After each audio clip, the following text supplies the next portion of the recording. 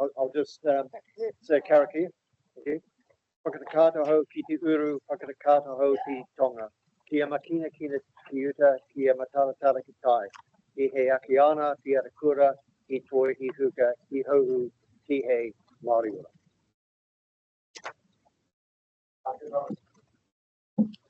E mihi atu mō tō Karakia, Timataka, e grant nā mihi. E koutou rā, a ka me nui ki mihi atu ki tō tātou matanui taraki, koe te Timataka me Whakakapi o tau katoa. O reira ka mihi au ki kai humai, o ka mea pai katoa. Ka mau mahara mātou ki a rātou kaifua ko wehi tau wairua. Mo reira e koutou rā, I a marae, o ia iwi, o ia waka. Haere roke ki taro te whānui a tānei koutua tārai. Haere, haere, e haere atu rā. E ka hoki hoki nā mau mahara tia, mō tō whānau whanaunga. E haere atu rā mō tō wāhine o Reverend Peter Tauwhare, mō tō wāhine o Nancy. Haere atu rā e Nancy, haere atu rā ki te pātapako wairua. E takoto, takoto, takoto. Takoto I rangi māri I rumi tō waka, hoi atu tō waka ko tō tārai haere, haere, e haere atu rā. Ko reira e mihi atu, o te kai whakahaere, Craig, nā mihi, e te tunga ki o Stephanie, e koutou rā o te maungai o te tepu, o te hui o te kauni hera taio o Waitaha. E mihi atu mō tō manuhiri a tuaraki, ka mihi mauria mai, e mihi atu o te maungai o the Institute of the Records. O reira, no mai haere mai. No mai haere mai o te whare atu nei. E kia koe Glenn, mō tō kai whakahaere o the Rata Foundation. O reira, no mai haere mai e ho. E mihi atu. Koutou rā o te ringa wera o te taio, e mihi atu koutou rā, mauria mai e whakaako ki te kaupapa nunui o te kaupapa o te kaunihera taio o Waitaha. Mihi atu mō tō newspaper, press, communications, mauria mai e whakaako ki te kaupapa e hunui mō tō business o te taio kaunihera o Waitaha. O reira, e ho mā, e whanaunga, e nā manuhiri, no mai haere mai. E mihi atu kia koutou katoa. Tēnā koe nok mō tō mihi whakatau, whakatūwhera nei o tātou nei hui. Ai, tō mihi kia rātou, nā manuhiri, kua tai mai nei, ai, tēnā koutou, tau mai hara mai. Ai, ki nā mati o te tau, o te marama nei, ai, tēnei tumi kia koe nok, tēnā koe hoki grant, mō tō Karakia whakatūwhera o tātou nei hui, tēnā kōrua, tēnā koutou katoa. Tau mai hara mai ki tēnei hui o tātou, te kaunihera tau ki Waitaha. This is the 582nd Council meeting of Environment Canterbury Regional Council. We've got a quorum present, that's great. And I declare the meeting open, so kia ora, thank you. I know that we've got 4 of our councillors online. Councillor Swiggs and Councillor Mackay are overseas. And then Councillor Cranwell and Councillor Piche are online as well. So just acknowledging that we've got a few online. So that in terms of apologies, we've got no apologies. Everyone else is in the room, but they're just online. So that's that. Conflicts of interest. Are there any conflicts of interest? I don't think so. Haven't received any. Haven't been informed of any. There's no public forum, deputations, or petitions. We've got no extraordinary or urgent business that's been raised, and we've got no notices of motion. So that moves us to item 7 in our meeting, and that's the minutes. And so we've got unconfirmed minutes of the council on the 19th of June and the 26th of June 2024. That's on page 7, and it goes right through to page 92. And that's because that the 26th of June was our long-term plan meeting, of course. So if we just open that up, yep, you happy to move? I think we noted, just for people's interest, that we noted in, I think Councillor Robinson noted that the word coastal in the minutes was written as coastal, so we're going to get that updated and fixed. So we'll just note that. So you're happy to move, Councillor Scott? Yeah, and is there a seconder? Councillor Robinson, thank you. So we've got the motion on the table there, so that confirms the minutes. And look at that, we've got the word coastal notified there, so that's great. So happy to put that to the vote. All those in favour, please say aye. Any against? That's carried, thank you. So that's 7.1. The next item is 8.1, and that's on page 93. And that's the Council Resolution Status Report, July 2024. I think David O'Connell, kia ora, David, Bernardo O'Connell's coming to the table to introduce this report. Thank you, David. Morena Kaikauni hira, e te tiamana, tēnā tātou katoa. Kia ora koutou, introduce the Council Resolution Update Report, take the report as read. I will note that council item, the council item regarding the notice of motion, Councillor Robinson, that is marked as in progress, and given that the decisions council has taken through the long-term plan with regard to the coastal plan, we will move that to complete. And also with respect to 7.2 in the report, the plan change to respond to the OWA decision, that also has been brought through the long-term plan in the form of the plan change 8, and so we'll also move that to complete as that moves into business as usual covered through the long-term plan. So with that, happy to take any questions. Any questions councillors have on the resolutions report? Yeah, Grant. I wonder if it's possible when you turn these green, that a little commentary in the progress just to explain the reasons why RPS and PCA. Right. Yeah, okay. Just to check, on 7.2, it's a bit of an intention for a June 24 notification date, and I think that's now shifted. So it'd be helpful to just have that acknowledged as well. Cool. Good. Thanks, Vicky. Anything else? Any other questions? Thanks, David. It's all good. So we've got our resolution on this one, which is just to note the status of the previous resolutions in the council's resolution status report. Do we have a mover on that? Councillor East, thank you. Do I have a seconder? Councillor Edge, thank you. All those in favour, please say aye. Any against? Yep. Abstain. All good. You want that noted, Councillor Robinson? All good. Thank you. Councillor Edge is the seconder. Yep. Great. And yeah, that's carried. Thank you. Did I do against? Yeah, did I? And Councillor Robinson abstained. Thank you. Cool. So we move on to 8.2.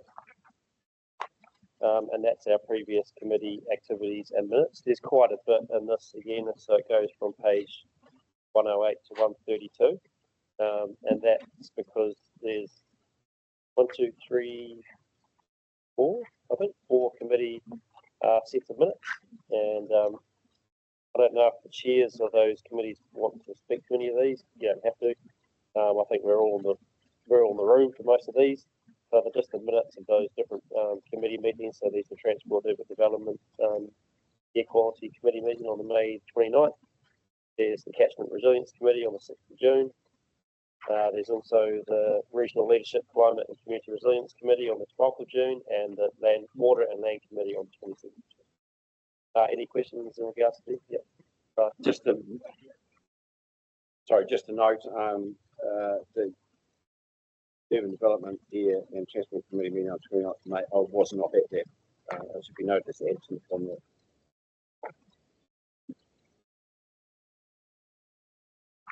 I was just going to make a very brief comment about the Catchment Resilience Committee, and that effectively it marked the end of most of the shovel-ready, pretty much all the shovel-ready projects, which was a substantial piece of work by this council, and perhaps it now triggers the start of the second the new round of funding from central government in terms of catchment resilience that we will be dealing with. See, any other comment? Yeah, John?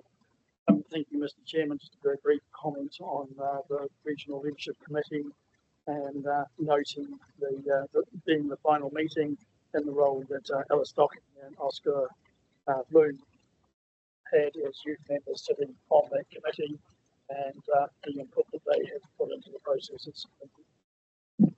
Thanks, John. Vicky?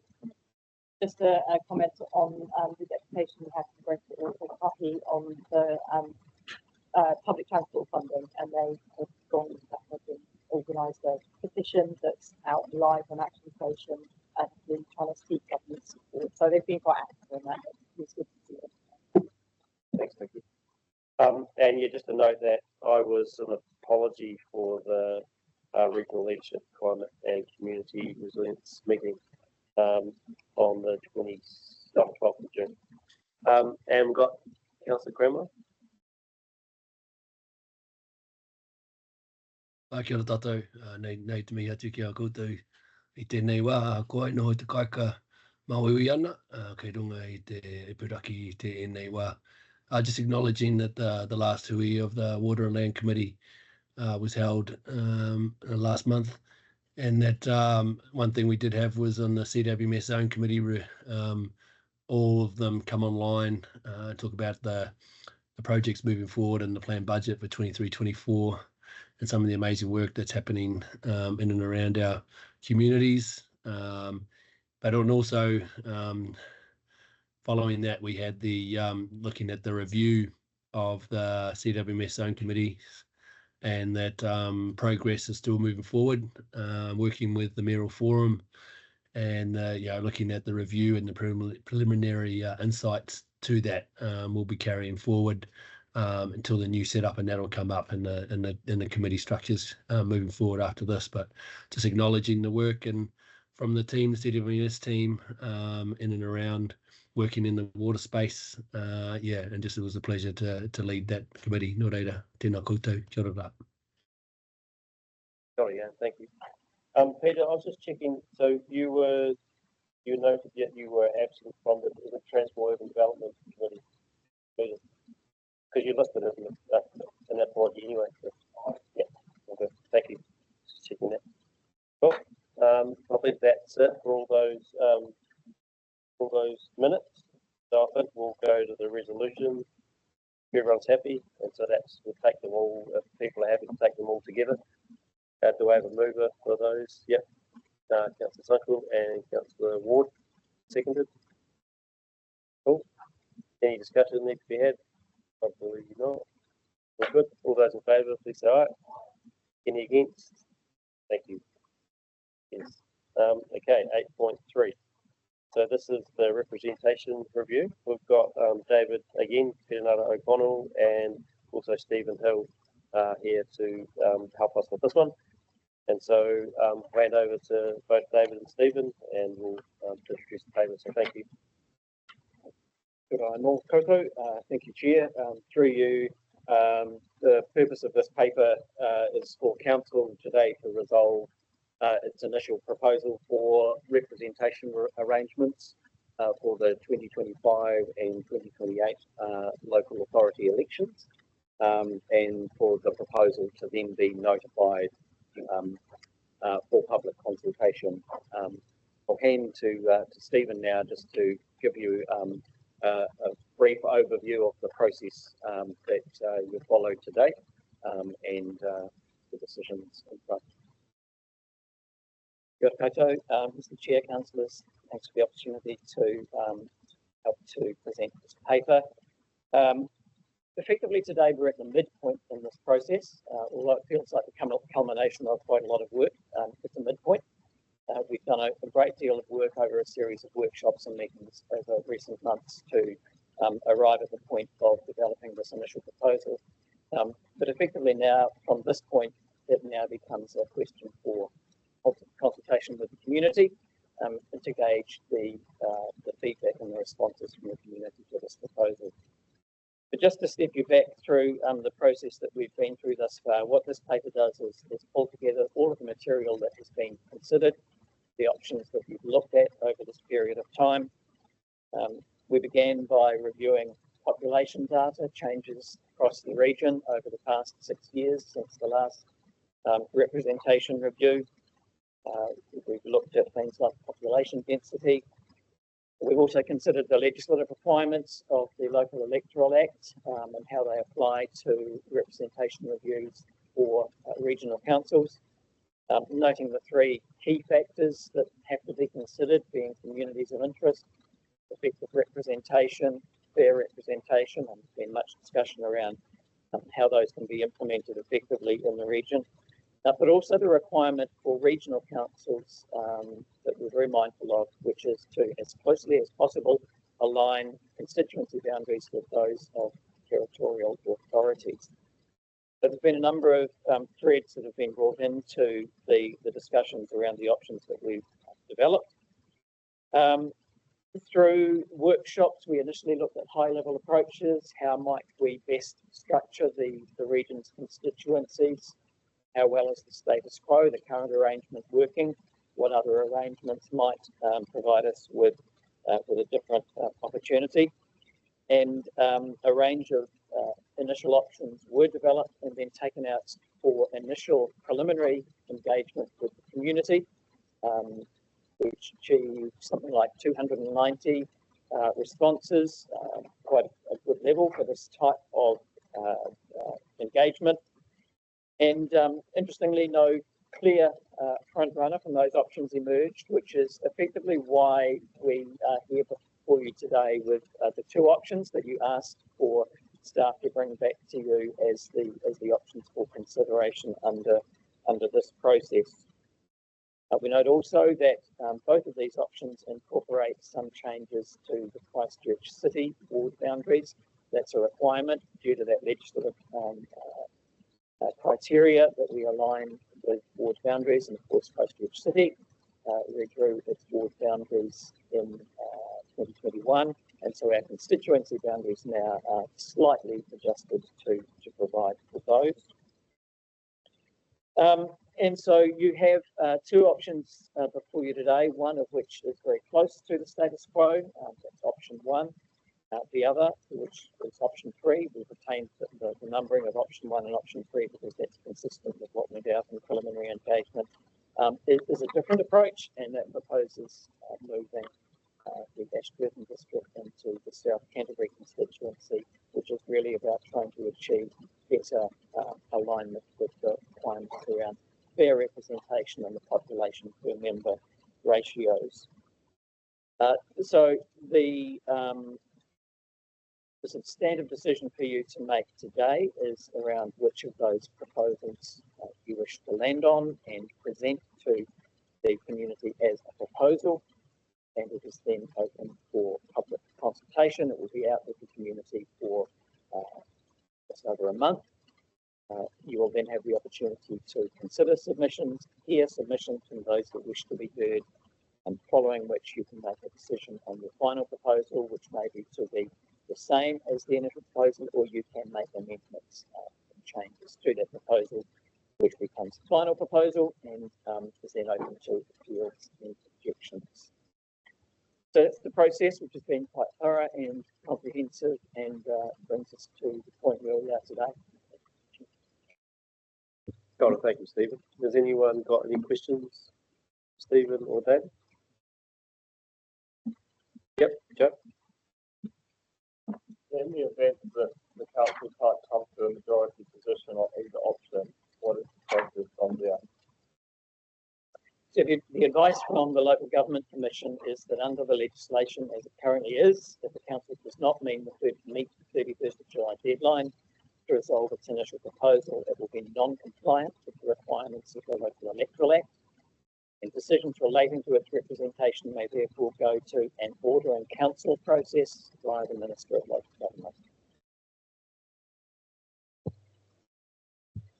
Just point out that obviously being a breach of the Act poses reputational risk to council, so that is a serious consideration for you in today's meeting. Yeah, Ian? Just for clarity, and I've already asked you this question, you already told me the answer, so it's a bit of a tacit question. But in terms of the numbers and the reasons and perhaps motives for changing the regional the boundaries and the elections, nothing has effectively changed dramatically since the last review, this review, although the projections are the populations are going to change, so change will be needed at some stage in the future. But for this coming election, 40 months' time, nothing has dramatically changed in terms of the area. That's essentially correct, and the guidance again from legislation is that we base our decision making of this process on the current population figures as they currently sit. Good question. Okay.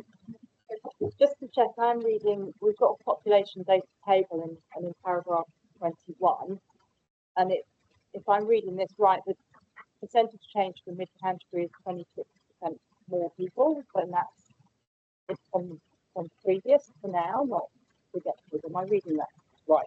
Yeah, 26% more seems like quite a big change. Sorry, which table were you looking at?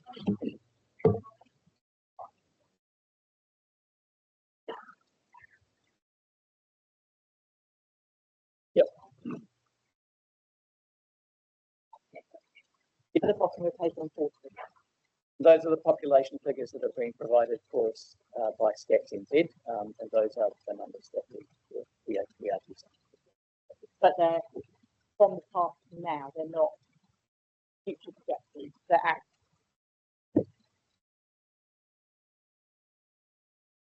That's correct.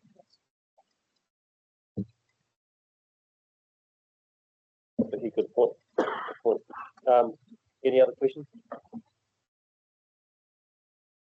Right. Well, good. Thank you, Stephen and David.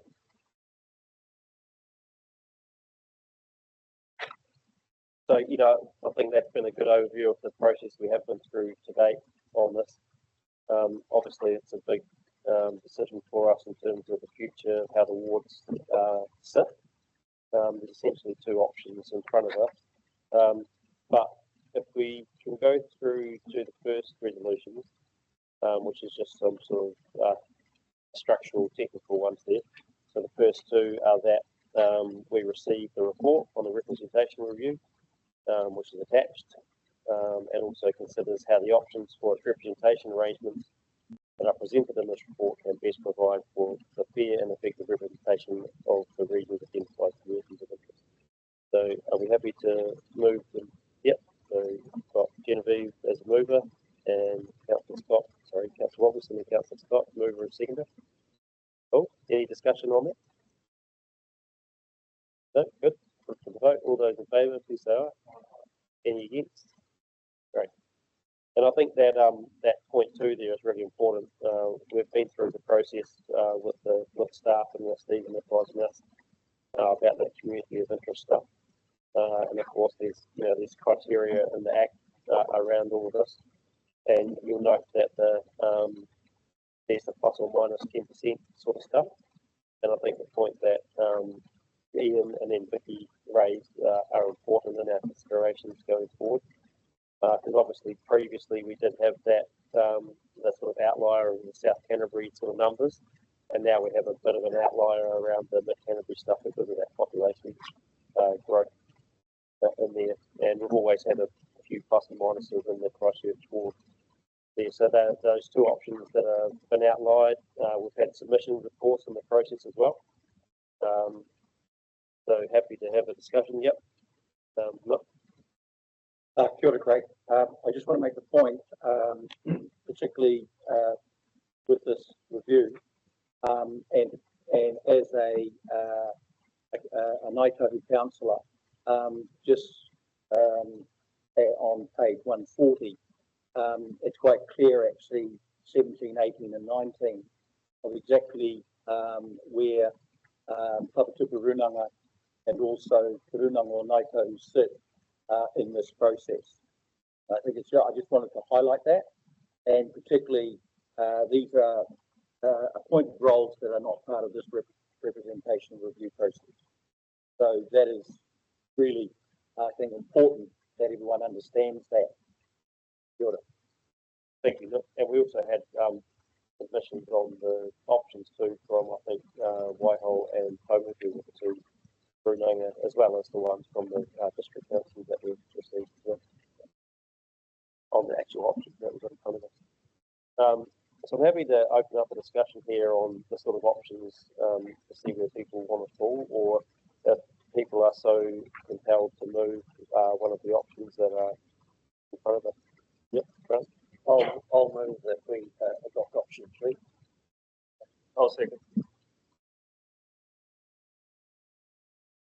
Open up the debate on that. Okay. Thanks, Chair. Yeah, I support option 3 for 5 reasons related to the text in the report. Paragraph 38 indicates that the option 3 was supported by the Selwyn District Council. In paragraph 12, the representation area coincides with the whole of the Selwyn District, and I think that it will provide a fair and effective representation for a well-defined community of interest. Paragraph 35 responds in the preliminary engagement, respondents in the preliminary engagement narrowly ranked option 3 as their preferred option. Paragraph 21, it's clear from population data that the growth in mid-Canterbury over the last 6 years has been in response to sustained growth in the Selwyn district, especially Wollaston. And paragraph 73, Selwyn continues to be one of the fastest growing districts in the country, and it's reasonable to expect, this is in the report, that the over-representation would be corrected within the near future as population continues to grow. The Greater Christchurch Partnership and the Spatial Plan indicates where growth is already planned for in the Selwyn District Council, and it also has several unplanned private changes in their system as well, which further adds to projected housing capacity and population growth. So for those reasons, I support option 3. Greg, do you want to speak now? Oh, sorry, Councillor Davies. So, Councillor Davies, you were the seconder. Yep, cool.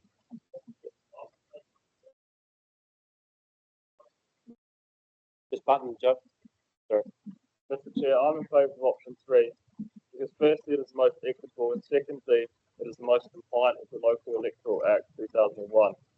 I understand the notion that South Canterbury is extraordinary for its scale, but the reason that this current system is not sustainable is because, as per the 2018 determination, it's primarily because of mid-Canterbury and primarily the growth of Selwyn, which on page 40 of the agenda, we can see that from 2018 to 2023, we've seen a 26% population increase. 24,000 people have moved into mid-Canterbury, primarily into Selwyn. And so if we're looking at that percentage to continue by 2028, mid-Canterbury will be close to 150,000 residents, which is completely unsustainable. That South Canterbury in this instance would have a councillor per 30,000 and mid-Canterbury would have a councillor per 75,000. Option 3 remedies this. And I also note that somewhat remarkably, while in the event of Ashburton going into South Canterbury, this would increase the size of the South Canterbury constituency by a lot, it would actually increase the population density from 3.6 to 4.12 people per square kilometre. So I urge councillors to rectify this today. and to support option 3. And I also say to councillors who do support option 3 that if option 3 fails, do not automatically support option 1. Leave that up to the minister. John. Thank you, Mr. Chairman. I note in the reports that there was support from Selwyn District Council for option 3. I guess sitting in a space that provides an opportunity to wrap everything into one. And equally, support from Tāmuku Runaka, again, wraps everything into one rohi and it's very clean and tidy. But for me, the challenge is, in fact, one, we have been advised that we cannot set up a constituency based on the premise of what a future population can be. So we are looking to go from underrepresented to overrepresented, which I do not believe is within the rules of what we can apply, even if we wish to go there. So for that reason, I cannot support it. But my biggest challenge is what it means for South Canterbury and Mid Canterbury. Firstly, the tyranny of distance, and secondly, the population base of Ashburton in comparison to the more dispersed population of the rest of South Canterbury, and the real risk that we will not see an equal representation across South Canterbury due to a whole bunch of factors. But if we have one out of South Canterbury and one out of Mid Canterbury, it may seem fair, but the workload in those areas is absolutely significant. So I cannot support option 3 in the interim. For me, next time round, when Selwyn numbers hit where they are, it becomes an opportunity for a conversation. So no, I cannot support option 3. It's one set of inequities to another set of inequities. Even though it may well be to my advantage, I do not believe it serves democracy. Thank you. Greg. Kia ora. Thanks, Mr. Chair. Look, in a fully functioning and engaged world, it shouldn't be up to me to decide who I represent. It's really up to the people to decide who represents them. That said, I am obviously required to vote on this initial proposal, so therefore I support option 3. It is undeniable that the numbers do not lie. We are an organisation of science, so if we're using science as the background for nearly everything we do, then the numbers say it quite clearly that South Canterbury is overrepresented compared to the numbers that are proposed in option 3. I would also argue that there is a community of interest by combining Ashburton with it. It will be contentious, but I would argue that there is the community of interest is dairy farms, agriculture, and the quality of fresh water through nitrate and phosphate leaching. So, without being any more contentious, I will be offering my support to option 3. Thank you. Cool. Nick, and then I'll come to Peter and David after that. I'd like to know point 37, and that point submission from the Southern Canterbury Councils, Mackenzie, Timaru, Waimate and Waiteki, stated the preference for option 1, and then an individual submission from Timaru and Waimate for the council to confirm this is their preference. South Canterbury is 46% of our total area. I know that by having 2 councils, even maybe some in this room may consider that we're over-represented. But there is a lot going on in South Canterbury. There's a lot of issues. And for one council to do that, if we combine Mid Canterbury, then I just feel that the representation may not be where it's needed at critical times. So I support option 1. Thanks, Nick. Peter.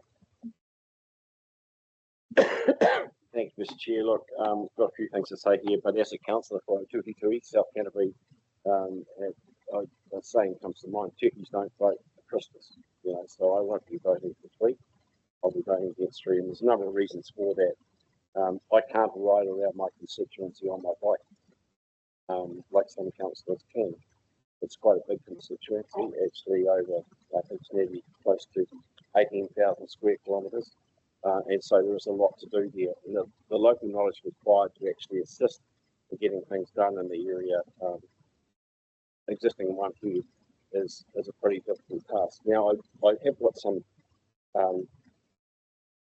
have got a track record here, because when I was elected councillor with commissioners, state review at that time, I suggested that while I was doing such a fantastic job, I could do it when we went into a fully democratic side. So we went out in our rep review with one councillor for South Canterbury, and the amount of people that came here to suggest to us that we got that wrong was considerable. And I would stand by the fact that those people showed some passion around that, and I think the same still exists at the moment. We've got 4 councils that we deal with. We deal with Whakakapi District Council. There's quite a bit of our region is in, well, quite a bit of our region across the other side of the river. We deal with Forestry District Council, we deal with Canterbury District Council, and also Waimaki District Council, plus 3 remain. Karakia, Whakatau, and Karakia. And so the amount of contact points that we have to make to ensure that we actually are doing our job are considerable. And the diversity of opinion amongst those people is also considerable. We try and get to those councils as much as possible, spend as much time with them as possible. But I do know there's also disquiet, and I do know, having been on the panel for the review of local government, that there is a requirement for us in the future to change things anyway, in terms of how we go about things. And if we don't do that, we'll be getting down a slippery slope. I don't think this is the time to change. I think this is the time to leave things the way they are. So I will be voting against this, Mr. Chairman. Thank you. Thanks, Peter. David. Thank you. Look, I sort of go back to my time in the Grassroots City Council, where we had the same anomaly with Banks Peninsula.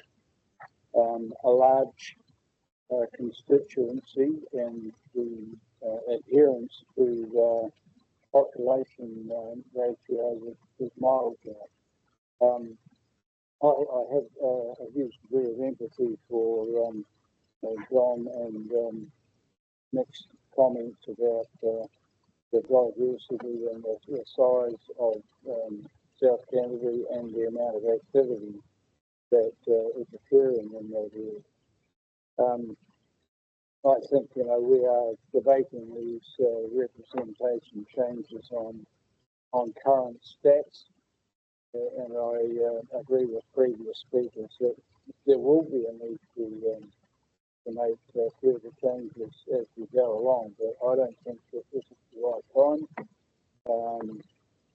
And I think South Canterbury, the interaction I've had with South Canterbury through the water zone committees down there, they are very much in favour of status quo at the moment, and so I will not be supporting option 3 at this stage, but acknowledge that population changes are occurring, and I think if we went to option 3, it would probably precipitate South Canterbury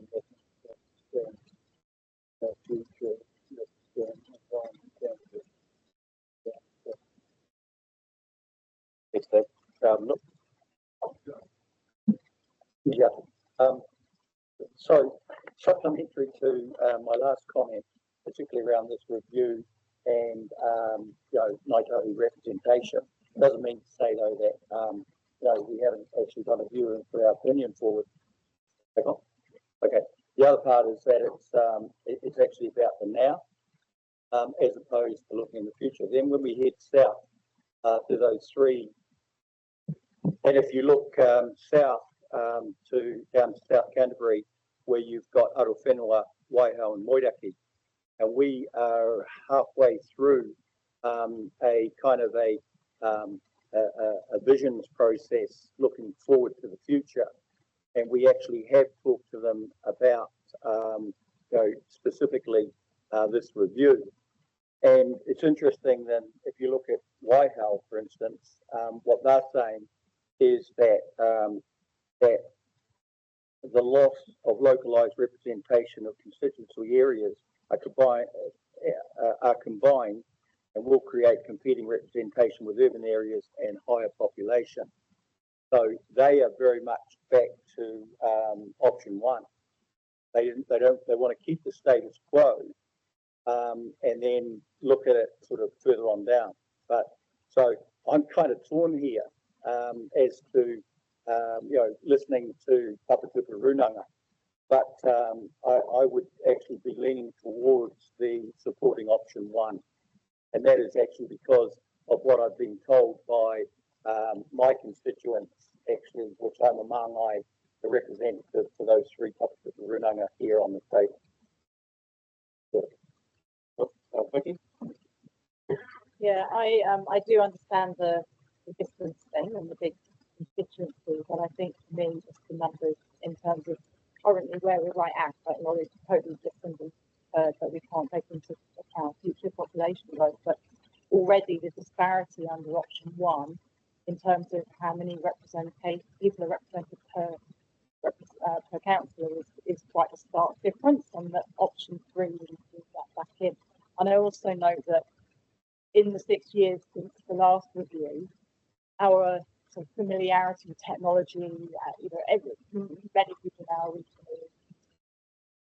those things, which I'm not saying that is going out on site and being an issue when it's on the ground, but it does take quite a lot of the having to travel for everything out of the mix, which 6 years ago even that would have been quite a strong argument.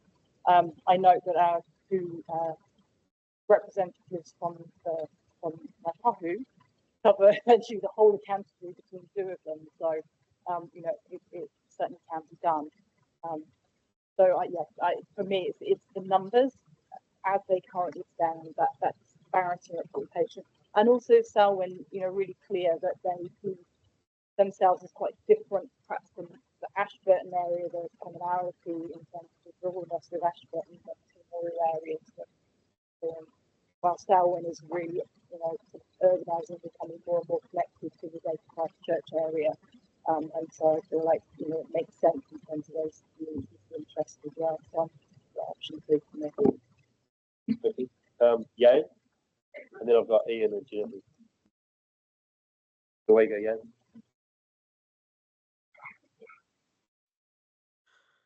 Kia ora tātou.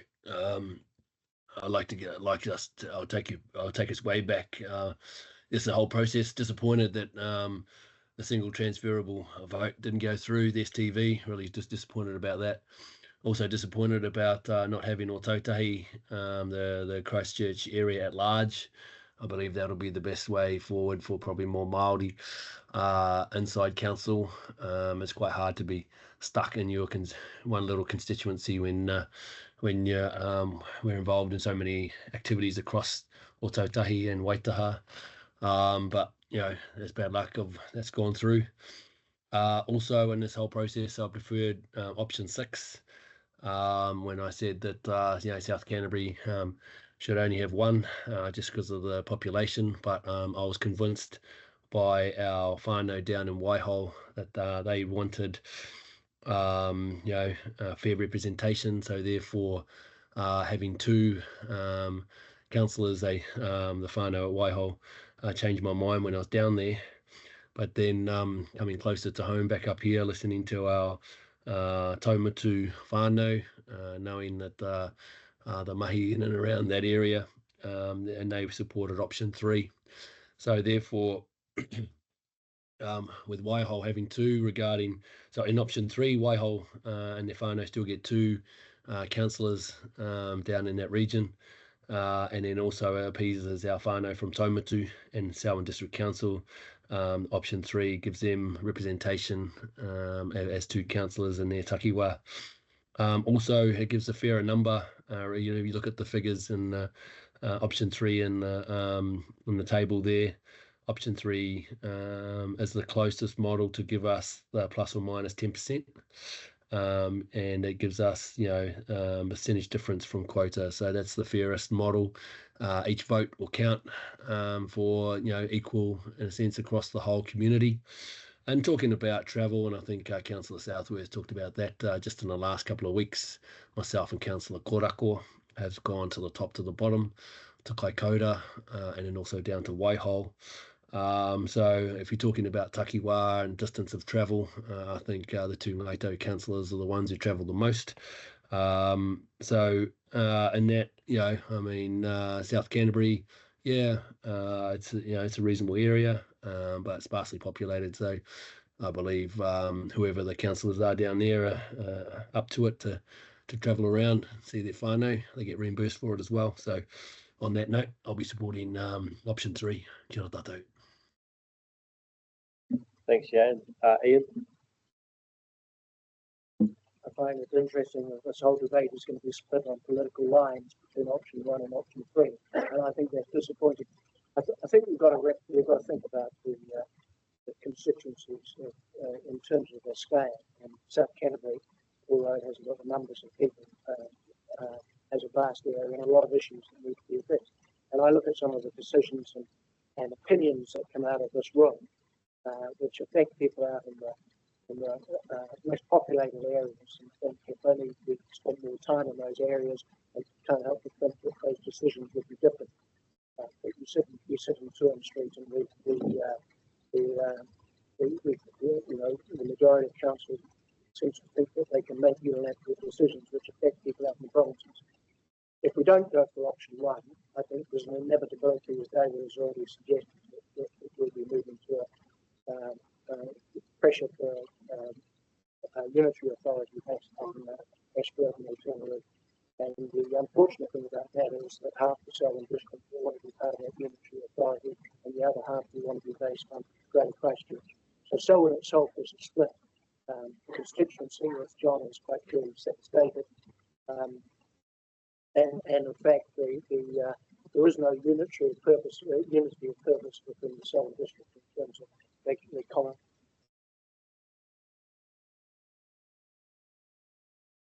Election. Oh, have I lost? I think I've just got a soft voice today. Sorry. I don't think there's any compelling reason, and we've heard that from the officials. But there's no compelling reason, any compelling difference, although there's been a substantial increase in the Selwyn population since the last review. The amount of disproportion hasn't changed dramatically since the last review. It's likely to change. I think the decisions will be made in the future, and I note, Jan, that you've made some suggestions that you think would make a fairer disposition in the future, and I think some of those options should be explored. But at this stage, it seems to me that nothing needs to change, and I support option 1. Thanks, Ian. And Genevieve? Oh, thanks. I was ever hopeful that there might be some sort of dedicated coastal marine board or constituency at some stage, because 40% of our region is in that space. But forever dreaming. I think, in fairness and without saying too much, I've had a real analyse of it, and option 3 also is the fairest option for our changing population numbers, and it aligns better with the City Council as well, and the growth model. So yes, I'll be supporting option 3. Thank you. Thanks, Genevieve. Any other councillors wish to speak? If not, I think we should put it to the vote. So all those in favour, please say aye. And those against? Yep. This is option 3. So sorry, let me go back. There is a whole bunch of resolutions under here. So yeah. So just so everyone's clear, there's the resolutions are 3.6 through to 3.10.2. So that's just for this option. So that's what we're voting on at the moment. Sorry, I should have clarified that. And then we'll go from there, depending on this vote. So I'll just call for that again. So this is for resolutions 3.6 to 3.10 and 10.1 and 10.2. All those in favour, please say aye. Aye. Oh, hang on. Let me get through it, please. So just to confirm for the staff, it was Councillor Reg that moved it and Councillor Davies that seconded it. So you can put that there. Cool. And I get that will go to division. So is everyone happy to go to that now? Yeah. Okay, let's go to division. Thanks, Trey. Just give us a second just to get the paperwork out. And as you'll understand, what we do is Trey will call out the names in a random order that's on the sheet here, and people will be asked to vote yes or no. If you support option 3, your vote will be a yes, and if you don't, it'll be a no. All good? Councillor Swiggs, I'm against option 3. Councillor Cranwell, For option 3. Councillor Edge, Councillor McKenzie, Against. Councillor Ward, Councillor Robinson, 4. Councillor East, Councillor Karakia,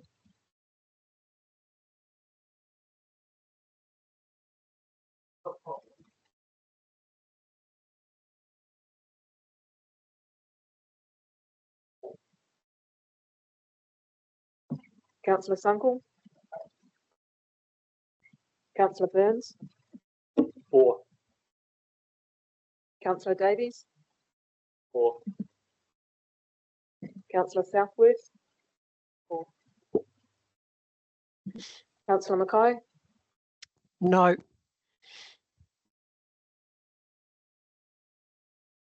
Councillor Scott, Against. Councillor Pauline, 4. Councillor Diche, Yes to option 3. sorry, that was 4. Yes. Okay, so that is carried 9-7.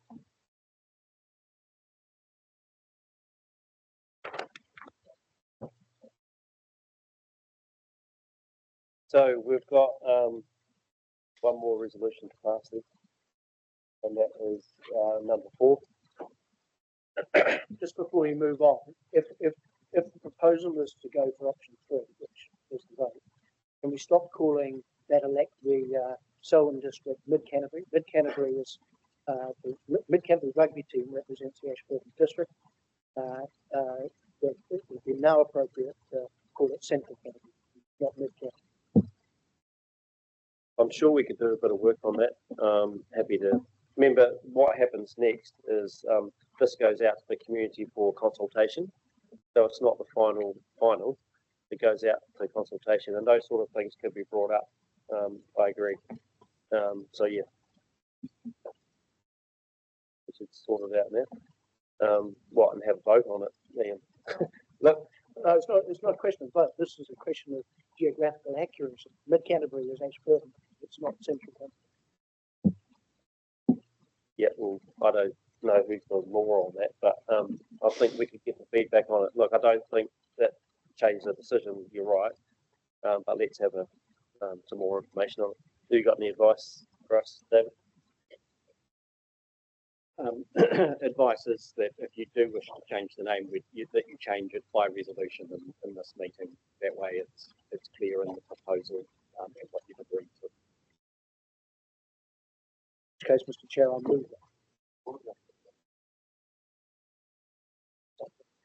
Hang on. You're moving what? You want to change it to Central Canterbury? In option 3, you refer to the Selwyn district as Central Canterbury or the Selwyn district rather than Mid-Canterbury. Any other ideas on that? Sorry, mine was more for the larger geographical area. We can call it Whakatau. Yeah, that's all good. Whatever. And Yeah, we're not there yet. That's what I'm just trying to establish. So we've got one option for calling it Central Canterbury. I don't know if I totally agree with that wording because that's an interesting concept, but I think the Selwyn is potentially more appropriate. What, can the motion be that we stop referring to it as mid-Canterbury? Another way to do it. Yep. But then it still doesn't resolve what it's going to be called going forward. But yeah, David, you got some other advice here? So you could resolve a placeholder name today, and then through the consultation, one of the things we could do is invite feedback specifically on the name of that constituency, and then you're entitled to make that change as once the consultation is complete. Happy to do that. So therefore, Ian, a motion about not calling it Mid-Canterbury can be appropriate. I'm happy to do that. So can we have some words to that effect so that the under option 3, the Mid-Canterbury, the current Mid-Canterbury or Pākehī ward not be referred to as Mid-Canterbury, and that we would consult on a more appropriate name? Yeah, happy with that.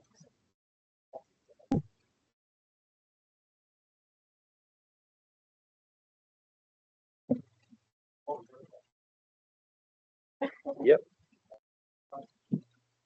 So just looking at the next steps, I just want to just to confirm that it's at the 23rd of October council meeting will actually be when the final proposal is confirmed. Yep.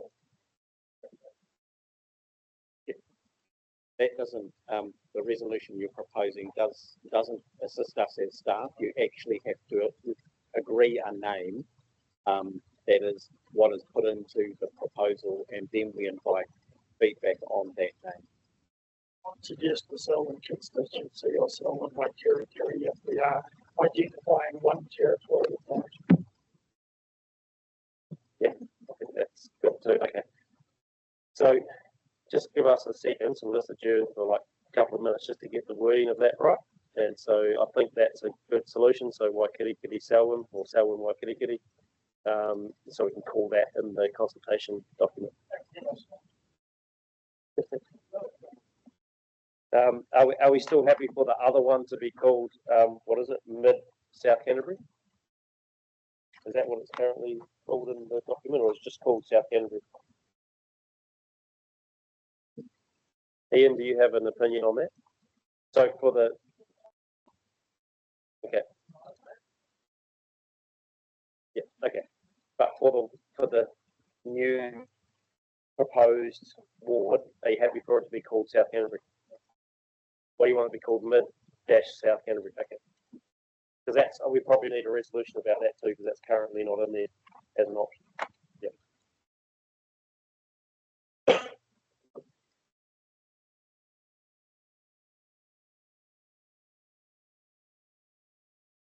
So I think everyone's back in the seat. We'll come up with some words, and we're going to make it 311. So it adds on to the bottom of those other previous resolutions we passed, which was 3. Whatever they were for 3.10.2. So the words are agrees that for the consultation documentation, the current Mid-Canterbury or Whakakapi constituency is to be referred to as Selwyn Waikirikiri constituency, and that the current South Canterbury or Tuhituhi constituency is called Mid-South Canterbury or Tuhituhi to better reflect those communities of interest. Are people happy with that? Ian, in particular, are you happy with that? Cool. Okay, do I have Claire, have you got a question? Yeah, that still doesn't look right because you're talking about the current Mid-Canterbury, which includes Selwyn and Ashburton. Why don't you just put that it's going to change? Doesn't look right. Doesn't read right. Okay. The word current is just to reflect what's in the table above. But okay. Okay. Yep. Happy if we change the word to propose. Yeah. Does that read better to people? It's all good. Me? Okay. Have we got a mover for that? Ian, do you want to move that? Happy. Seconder, Councillor Ward. Thank you. Any discussion?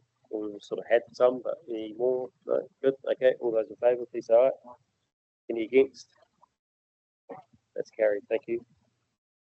And then we'll move to number 4. So thanks for raising that, Ian. So number 4 is just a sort of clean up resolution there that directs the Chief Executive that, as required by Section 19M of the Local Electoral Act 2001, public notice of the initial proposal will be given within 14 days of this resolution, and the proposal will be distributed for public consultation. Mover, yeah, Councillor Davies. Secondly, Councillor Edge. Any discussion? No. All those in favour, please say aye. Any against? That's carried. Thank you. Okay, we're on to 8.4, I think so. Yeah, 8.4. Sorry, lots of pages to flip through up here. Yeah, 8.4. And this is changes to Council's committee structure. So David, and thank you, Stephen, for your assistance with that. Thank you very much. David, busy day for you at the Super Bowl. Personal joke. Okay, thanks, David.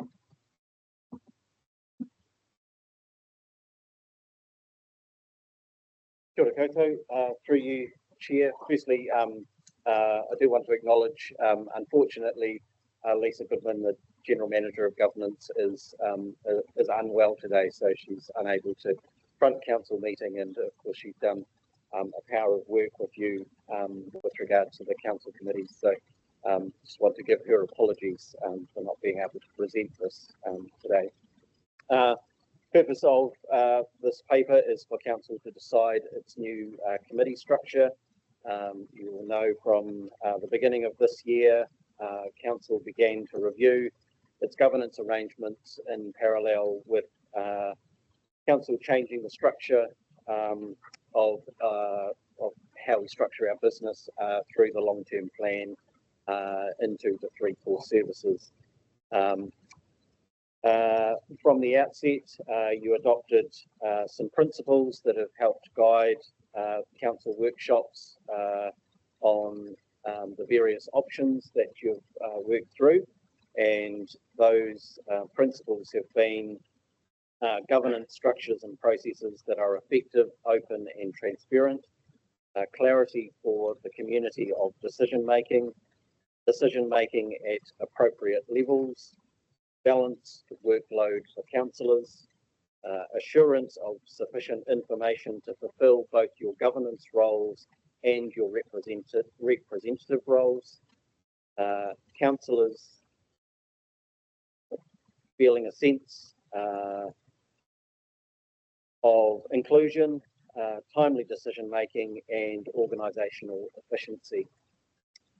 So having worked through and conducted your workshops, the paper is now presented as the outcome of those for adoption today. Thanks, David. Any questions for David? No? Thank you. Yeah, so not that you've got something you want to raise? Well, yeah, I do, and it actually is part of the process here because, as intimated earlier, I was wanting to put forward a proposal that we defer part of the decision on this paper, and particularly around the chair's and the deputy chair's position. The reason for that is because I just note that we have other councillors that are actually in cyberspace there, dialing into this meeting. But there was an interesting point brought up this morning by Councillor Edge, and particularly around the process of having an independent member of the Audit and Risk Committee actually being the chair. And so there was a question around where are the terms of reference for this and all of that. So that's another reason why I believe that we should defer this until the next council meeting. And also to give councillors more time to make those decisions on the chairs and the deputy chairs, seeing that this is actually a completely kind of revamp of our committee process, and it would always be better to have a penalty when we're actually making those decisions. So that's where I'm asking that we defer this one or part of that paper until the next council meeting. Thanks, Nick. David, maybe just give us an idea about what that might mean. Alpha. Essentially, what would be helpful from a staff perspective would be if you took the resolutions to establish the committees. Then you could defer populating them for another month. It would mean that we would defer the August meetings of those committees through to September. We would still obviously have the council meeting as scheduled, and we could conduct any business through council for those purposes. That would be a way to address that option. But having the certainty from a staff perspective to continue the work to stand up the committees and get all of the systems and processes bedded in would be helpful in that decision today. So happy to just open up the discussion on this. So I've got Peter and David, then I'll come to you, Dave. Yeah, I think the sentiment that you expressed, David, I've got a question for you, Dave, but the sentiment that was expressed has been expressed informally is that, we've had discussion about what this could look like and what it might mean, but I don't think we've had the opportunity to caucus that at all, in terms of actually being a refined discussion amongst councillors. And Dave, my question to you is that if we can do some of that over the next 2 or 3 weeks, what's the opportunity for a special council meeting to put this in place? Is that another way we can do this without the calendar meeting we've got? Yes, we could repurpose one of those, a meeting to be a special council meeting dedicated to those appointments and elections. Thanks, Peter. Thanks, David. Have you got anything else, Peter? Okay, David. I'll just move a recommendation that we adopt items 1 to 6 today and defer the rest. We'll just have a discussion around the room for a bit and then we can come back to that. Greg? Good, thanks, Mr. Chair. Look, I'm a bit uncomfortable about picking and choosing resolutions we do and don't want to hear. We actually have a full number of councillors available to us at the moment. So we've got everyone here. What's to say that another meeting occurs and someone through illness or whatever may be the case isn't here? Do we defer then, or anyway? Let's look at. Can you note that as well, please? I do feel uncomfortable about it. Thank you. John? You good? Joe, sorry. No, I agree with Greg. There's 16 people in the room. We have limited, 16 people were able to vote in the room. We have limited time left in the term. This will kick everything back a month. We've had offline discussion.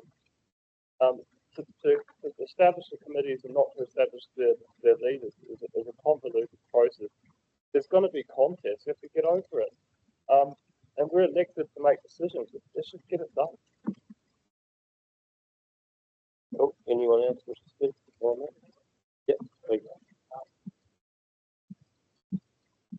I don't think if we go down that track of having a special meeting, I mean that means that it's not going to actually extend it through to the following month, so that we'll gain some time there. And also the suggestion that, so that's suggestion. So I'm really, I support that. I think the second one, particularly around what Peter Scott said, is that we haven't actually had much of an opportunity to caucus this. So that's my other point in asking for this proposal. So my proposal then is the fact is that we actually do 1 to 6 today, and then the balance of it we actually do it at a special meeting of council. So I'm happy for that to be put if you've got a mover and a seconder, so you'd obviously move it. I do actually think there is some merit in that, so I'm happy for it to be put. So if you've got a, yep. So can we just clarify the wording on that? And look, Ben, I'm in your hands, council, in terms of what way it goes. So just give us a second just to put some wording. Yeah, just adjourn. Okay. So just get ready, and 30 seconds or so. So we'll carry on. All good. So we're just trying to come up with some wording to make sense of this. And look, it's not a fait accompli, of course. We're going to put it to the vote and see what happens. It's an idea raised, and it's got a mover and seconder, so that's the process. So when the team's ready, we'll put it up. So we'll get to 1 to 6 in a moment, but if people are happy to do that, that does the process of establishing those new committees, discharging the old ones, gets that mechanics underway, and then 6A would be to defer resolutions 7 to 13 to a subsequent council meeting. I don't know if we need to be more precise about that in terms of a special meeting, but that's the intention, is to do it maybe in the next 2 weeks. And then what that would mean is there's still 14 to 16. So if you can have a look at 14 to 16 in your papers, which is on page 204, I believe we could still maybe do them today as well. And then we can have, once we get to that, we can have those debates about that in terms of any things on the schedule that might need to be looked at. So people comfortable, especially Nook, so you're the mover. And who was the seconder, sorry? Councillor East. Oh, Ian, was it you? Yeah, sorry, can't remember. So would you be happy? So it's 7 to 13 that we would defer, and then pick back up 14 to 16. You happy with that? Cool. So in terms of process, happy to go back, and if you're happy, the councillors are happy, we could do 1 to 6 first. Happy to do that, or do we just want to do this one first and then go back and do 1 to 6 and then 14 to 16?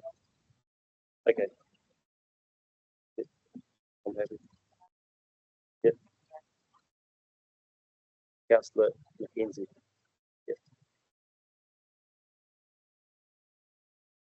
Okay, do we want discussion on this? Yep. Grant and then John. I'm just wondering if what we're talking about, if that actually passes a subsequent special council meeting.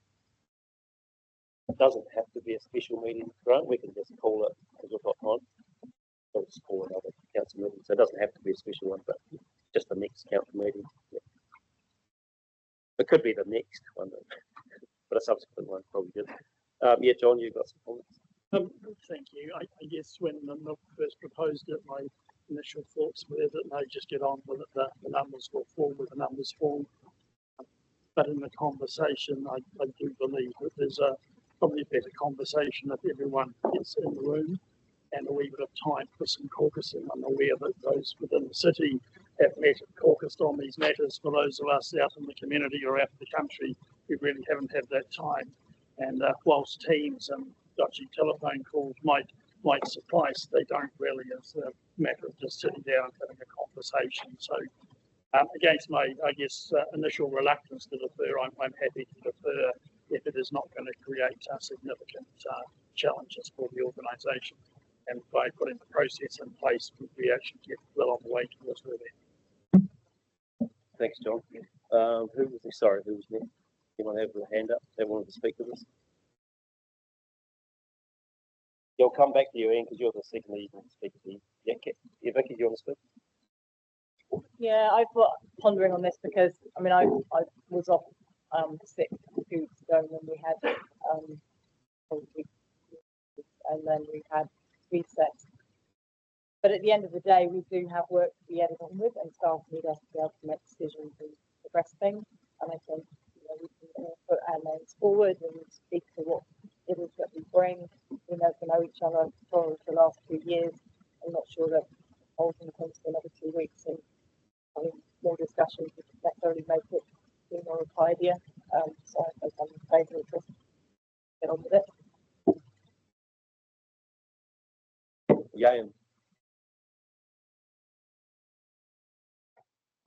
Kia ora no. Yeah, as I missed the last discussion, right? And Mawui today sick. Yeah, I would have preferred to be in the chambers. But my question is more to the to staff. I can't really. The camera's not working on the far table, so I can't see who's sitting there for staff. Can you tell me that through the chair? Well, we've got David here today that spoke to it. Yeah. Okay, yeah. Sorry, I just can't see. Unfortunately, David.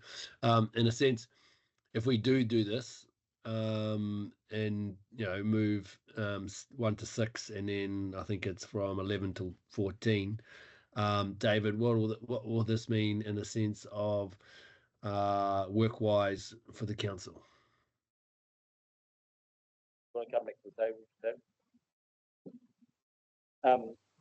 The first agendas for both of the the new committees was getting underway, and the sort of first parts of that were getting the way of working for the committees up and running, and the sort of second part of those agendas.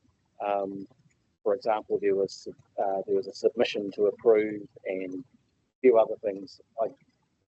Those items could go through to council if those committees were not in place by that time, so we could still bring that through and get the approvals that we need. But we'll be in a little bit of a hybrid, because if council calls a meeting within 2 weeks, it will affect some of the committees, but potentially not all of them. So we'll just have to work out how we can get the business through, but I don't think it will cause undue delay on decisions you need to take. Oh, yeah, thank you, David, for that clarification. It just kind of, I keep forgetting that we have the full council opportunity if we need to do things under urgency. Kia ora, tēnā koe. Sorry, anyone else want to speak to this? Joe? Just in response to John's comments that those in the city have had time to sort this, whereas those in the rural localities haven't, kind of means that we're saying to the people of Canterbury that we're kicking the can down the road because the right weren't organised. That's ridiculous. But maybe those on the right weren't organised because they're overseas, and so I'm unwilling to delay the important work of our elected council because of this.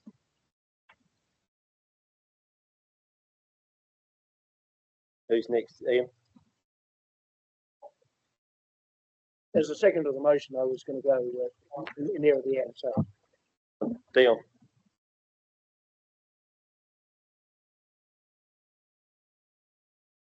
Yeah, hi everybody. I just want to caution Councillor Davies. I don't like being referred to as the right, and yes, I am overseas at the moment. This has been a very long-standing commitment for me for over a year as part of my doctoral research, in order for me to graduate early next year with my doctoral degree. So it is a shame that this has come at this point in time. I am prepared to be able to talk. One of the things, though, that when I did read through the agenda, I was a little bit miffed that there wasn't a terms of reference for the independent chair for the Audit Risk Committee. So for that reason, I'll probably support just delaying it a couple of weeks so that that can be identified, laid out, and that process is a bit more clear, because I think that's quite an important decision for us to be making today. So for that reason, I'll probably prefer to have it delayed. But as I said, I am actually ready to sort of speak to things today as well. Sure, yeah. Greg? Thanks, Mr. Chair. Look, I'm vehemently opposed to it. I think there's 16 people here, but after hearing Councillor Sweeps, there is one thing that I must concede. I am horrendously, I can't even think of another word, opposed to an independent as the chair of that audit and risk. We swear the allegiance to the people of Canterbury, not an independent. So if it does occur, at least I can be coming around and roughing you all up individually to get you to see my reason and logic. But again, whatever way it goes, I do want to know the 16 of us here. Thanks, Greg. Grant? Yeah, I just picking up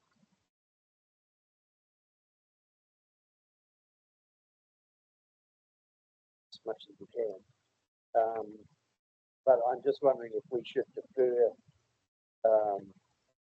items 11 through to 13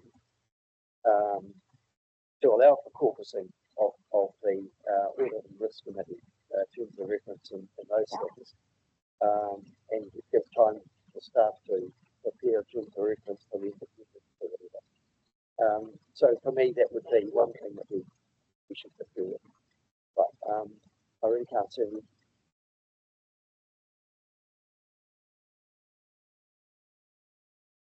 Thank you. You can put that if you want as a subsequent one after this, if this fails or whatever. Claire? And then I think we'll put this to the vote. Craig, can I just clarify, because I thought you had said that we were going to defer up to and including 13 initially? Yep, so that's what this vote is about. Grant's just raised a potential further amendment, I believe, but we'll get to that after we do this one. Is that okay? So we're at the moment, the motion is to defer 7 to 13. Yep, okay, thank you. I also would just like to note that I am disappointed in my fellow councillor inferring that we on the right, and I'm not on the right either, have swanned off overseas by the sounds of it, and this is a very long-term appointment, and it was the second week of what has traditionally been, for the last 7 years of council, a 2-week break in the middle of the year. Thanks, Greg. Look, I think we should put this to the vote. I think, oh, sorry, Ian, I'll come back to you. Yeah, come back to you. Look, I think there's a bit of, if we're going to select chairs and various office holders for these committees, it's important that the people who have aspirations to stand for those roles, and I think Jan reflected on that, should be allowed to be in the chamber to present their case. I know Craig and Dion have aspirations, and I heard rumours that Jan has aspirations, and I think it's fair that if we are going to pick people on merit as opposed to their political tendencies, then I think they should be allowed to be in the room. And we've heard from staff and from I think others that there's no handicap in delaying that process, and so I support this deferral. And I think it's also slightly rude to reflect on what political leanings we may have. I would like to consider that I'm in the right, not on the right. No. Oh, kia ora. Well, I think it's all been said, and basically, I'm just relying on my colleagues to actually see a way forward on this. Completely agree. As someone, kanohi ki te kanohi means a lot. It's also an enablement, face to face, eye to eye, to present your credentials, which you can't really do and get the feel of it actually if you're actually in cyberspace. That's the first thing. The other thing is that keep in mind we've just finished recess, so some of us actually didn't have the opportunity to caucus this, and I believe that there was some discussion at caucus. So that gives us another opportunity when we're all here to actually be able to actually do that. So thank you. I've heard all the discussion. Hand it back to you, take up a hole there and see what happens. Sure, thank you. Look, as someone who's been like really working closely on this the whole time, look, this is not on the staff. The staff have done a great job. They've got us to where we need to get. That's why I think the 1 to 6 is really important to get done.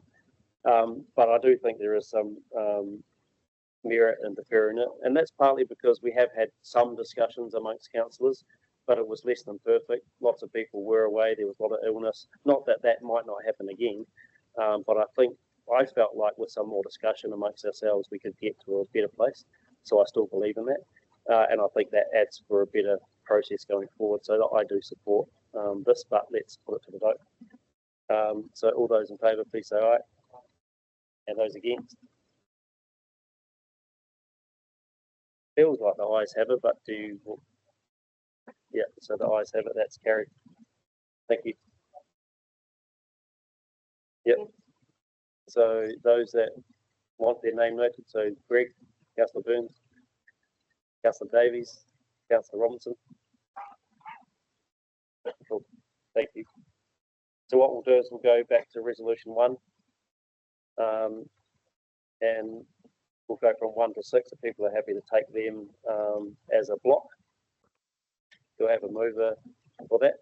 Councillor Swiggs, sorry, Councillor Swiggs, you just put your hand up. What? Yeah, I actually I said against, but I don't think it came through. Oh, okay. Yep. Sorry, same here. You want that noted? I do. I imagine Dion does too. Sorry, I think my connection just bugged out. Yep. And DJ, you want your name, sorry, Councillor DJ, you want your name recorded? Correct. Thank you. Cool, thank you. You want yours recorded too, Grant? Cool. Councillor Reid.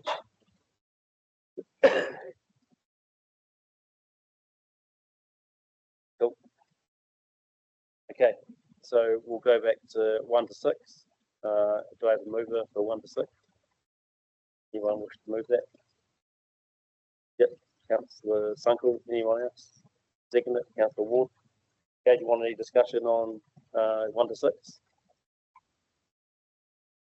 Okay, let's put it to the vote. All those in favour, please say aye. Any against? Thank you, that's carried. And then we're going to go to number 14 on the agenda, and that's 204. And this relates back to 1 to 6 in terms of those 2 new standing committees and council. So the first one is that we agree that there be a monthly cycle for meetings of the 2 standing committees and council. I'm just keen to take these separately because I know there might be some discussion around the meeting schedule. Is that all right with everybody? Take these separately. So I have a mover for that.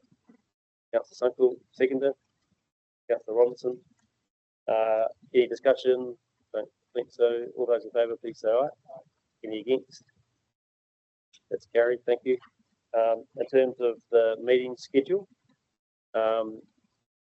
happy. Yeah, Councillor Mackay, you've got a question potentially? Yeah, I've just got a question for staff with regard to the schedule on page 221.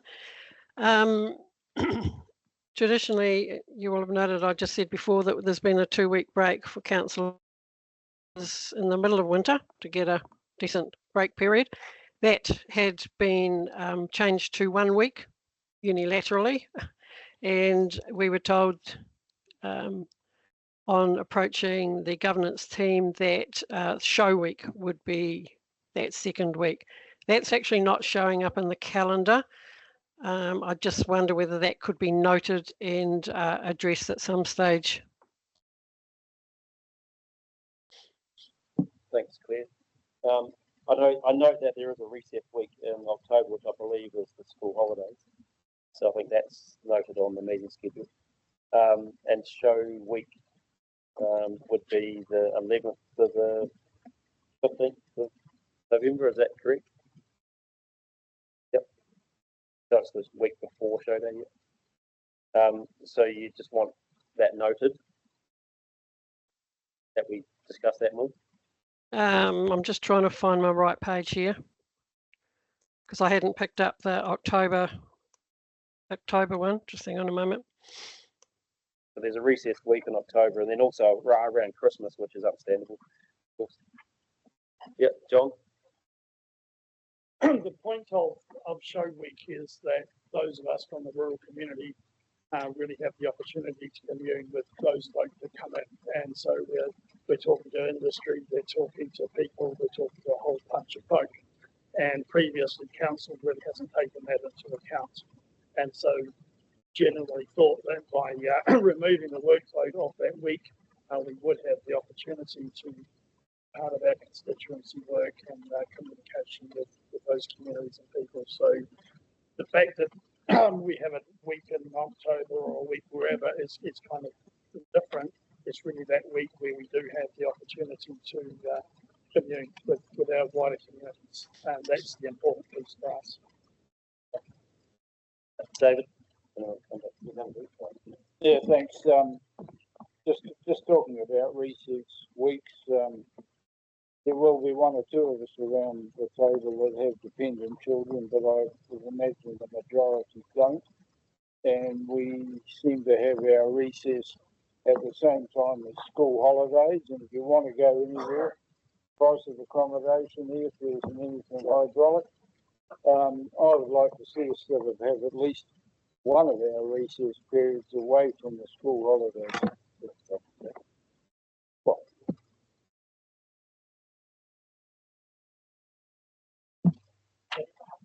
Yeah, well, that's good opinion. Anyone else want to talk about the show week thing? But I just following on from Councillor Tunkel, it's the same with Naitahu councillors, is that we really do like to get into around in the show and sort of rub noses and mix with our great friends from the rural sector. So I want to put that up there as well.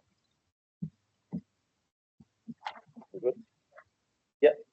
And just, I'm pretty sure that as a an urban council, I think I've attended at least one show day in my time here. So it's actually really interesting with an urban council as well. I mean, I don't know how we quite deal with this. I mean, other than we could note it and ask for an update about that as we get closer to it. Yeah, David, you got a suggestion?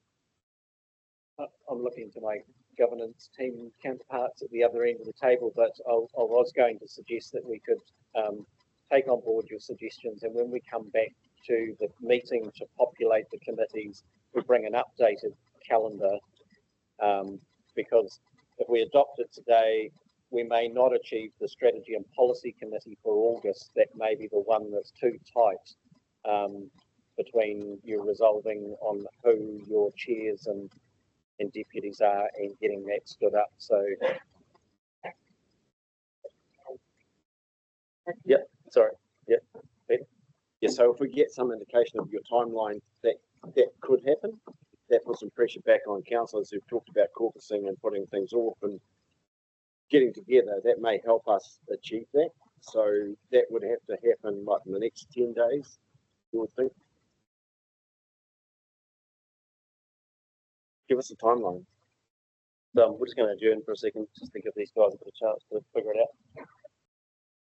Okay, we'll just have a look at the calendar. We think that it's really important to adopt the calendar as it stands, but note that show week thing we can come back, because if we have that special meeting based on the previous decision, it could either be next Wednesday, Thursday, or the following Wednesday, Thursday, which on the calendar, if you look at it, is August the 1st, or actually it'll be maybe July the 31st.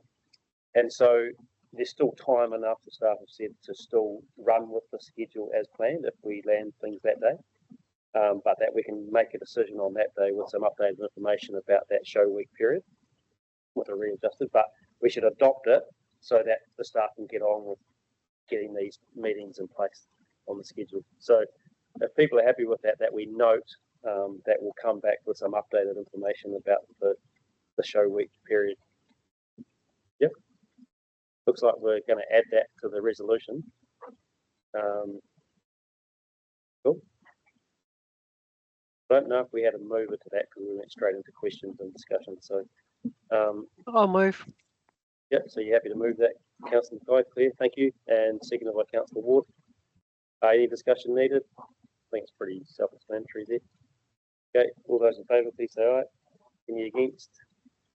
Carried, thank you. And then the last one is about the governance statement, which again will be updated again after we have our next meeting, but at least get this one gives staff a chance to start doing the wording and the work around those two new standing committees at least.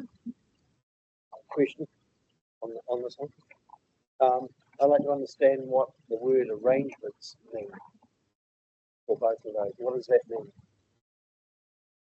I think like David can answer, I think in the governance statement, it's just a document that we have to put out to the public to tell them how our committees work and all that. So I think just if you've seen it in the past, it's David case.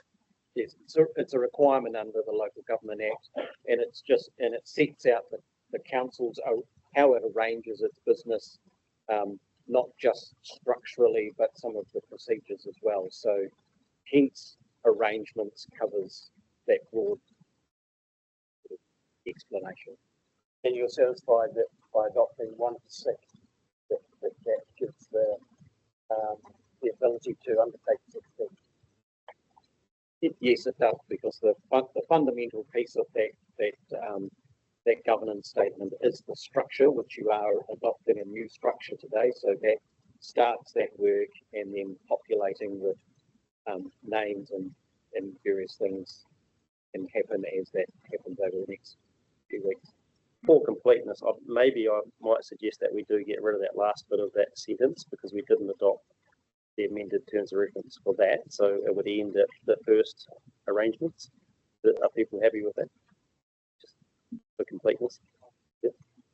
Yeah, yep. So Councillor Edge is happy to move that. Councillor Robinson's happy to second. Okay, all those in favour, please say aye. Sounds like it's carried. Any against? Okay, that's carried. Thank you. Now I'm conscious that it's 12:20. We're going to 12:30 though. Yeah. Okay. So we can carry on into the next item, which is 8.5. So this is the enhancing public awareness of council decision making. Now this is in response to the Ombudsman's report, report, I think it's called that.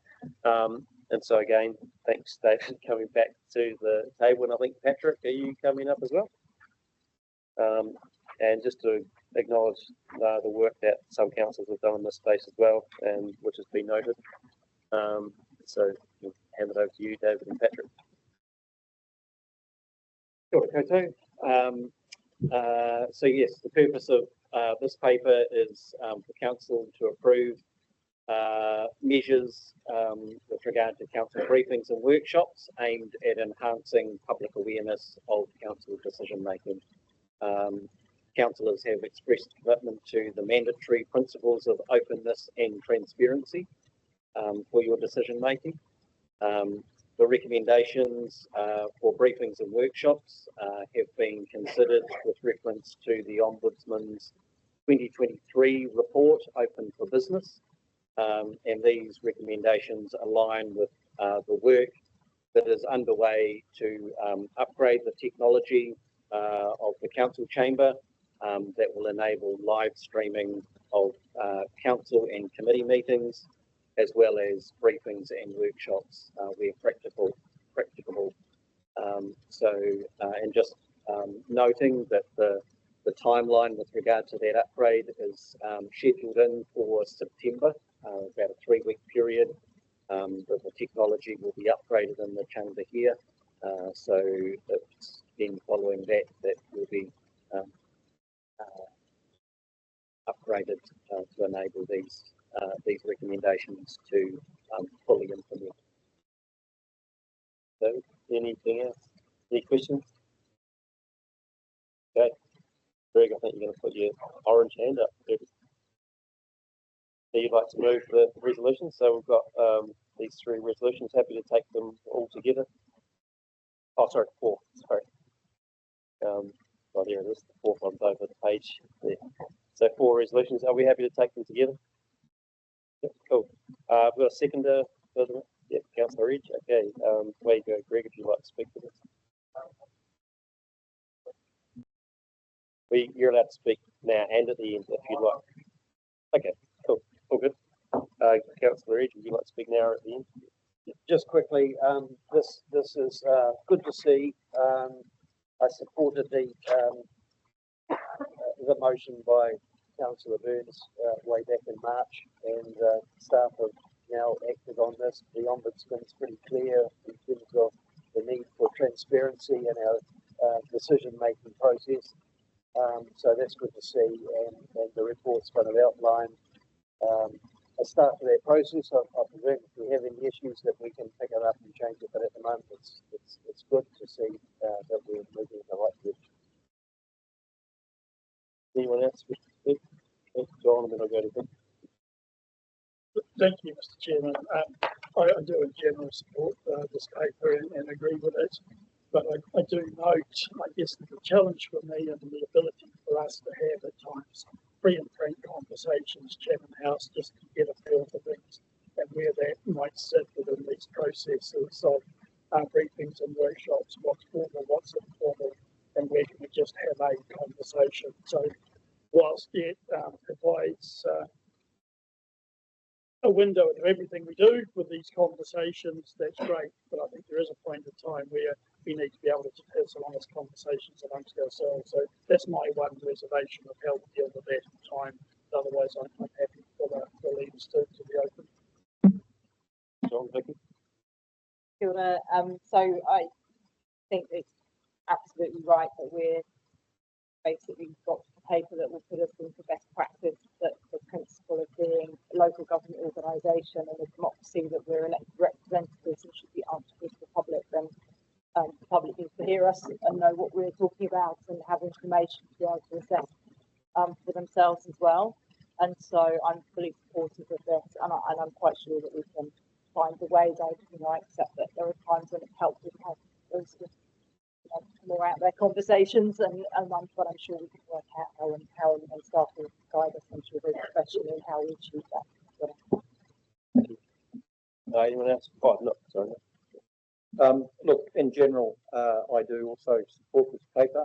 I just want to make a couple of points, and particularly following on from Councillor Sunkel, is to actually have a very, very clear process as to if these are in the public domain, which this is what this is about, but having very, very clear processes as to when that needs to stop and then it moves into committee.